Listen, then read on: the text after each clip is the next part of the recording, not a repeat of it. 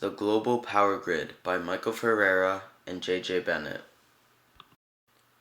As the issue of global warming is becoming ever more prevalent, steps must be taken to prevent, mitigate, and resolve the current global crisis. The idea of alternative energy sources such as solar, wind, and hydroelectric power is not new. However, federal governments and private companies have recently been working to combat some of the major flaws of renewable energy sources. The issue with solar energy is that solar panels require the sun to be shining in order to convert the solar power into usable electrical power, which is why today, solar power often needs to be backed up by fossil fuels. And most people do not live in areas ideal for the use of solar power, such as deserts, which receive nearly constant sunlight. A universal electrical grid may be the solution to this issue.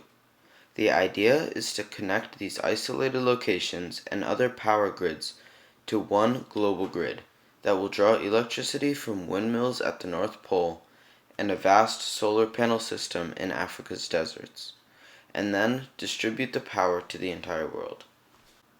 By connecting the world together, we create a more cooperative and interdependent society which both uses and helps each other in order to promote success.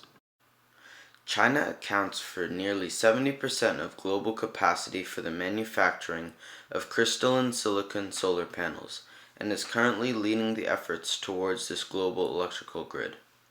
The International Energy Agency has predicted that solar-powered energy could provide up to 16% of the world's electricity by 2050, an enormous increase from the roughly 1% that solar generates today.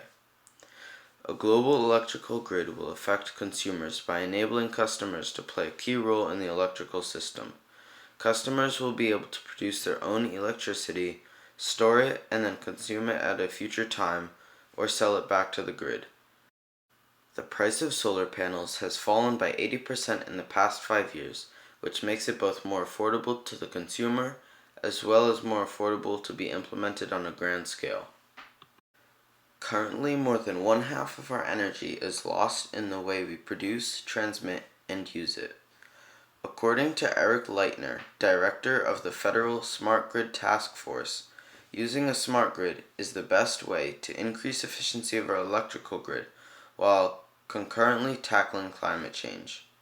One possible problem with a universal power grid is that the means of transportation of solar power across the world is not efficient enough, which results in a loss of energy. However, efforts are currently being made to combat this issue, and technological advances have already been made to increase the efficiency of solar cells in converting sunlight into electrical power.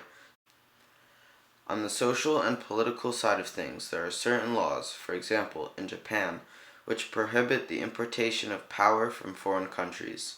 This will pose an issue to the global electrical grid on the basis that the entire idea is built upon the fact that electrical power will be generated in and shared among foreign countries. Lastly, the possible financial issue is that in order to bring this global power grid to reality, it requires an investment of nearly $50 trillion.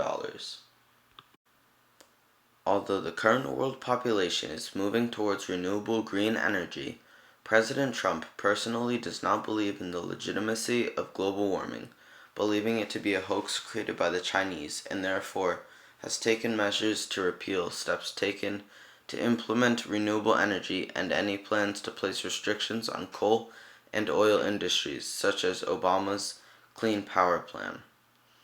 This poses an issue to the United States specifically because with the transition towards alternative and renewable energy sources, we do not want to be reliant upon coal and oil in an otherwise green energy world.